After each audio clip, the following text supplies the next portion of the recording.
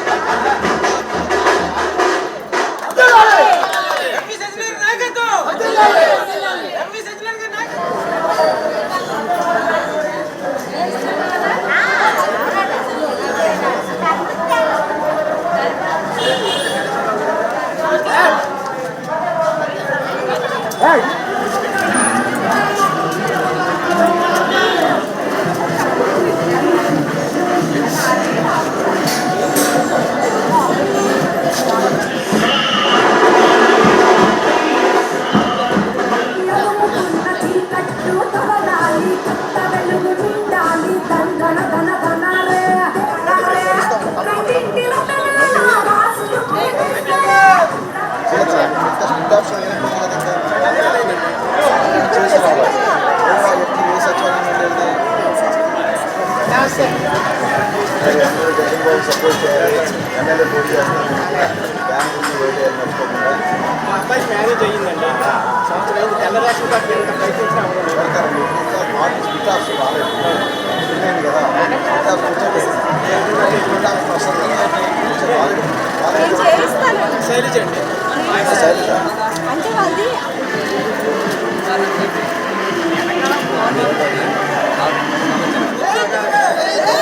Voice తీసుకోండి.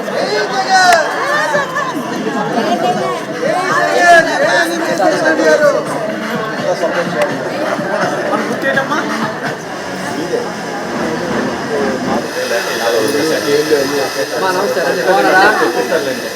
ఏం చేయమని చెప్పిస్తారు. నేనే చెప్పాలంటే ఇది గొడవ పెట్టాలండి. ఎవరు అడిగినా వాళ్ళ వస్తున్నాయి డబ్బులు వస్తున్నాయి కదా, అప్పుడు డబ్బులు వస్తున్నాయి అంత సంతోషమా. మరి ఎవరికి వేస్తా ఓటు? జగన్ బాబుకి ఎమ్మెల్యే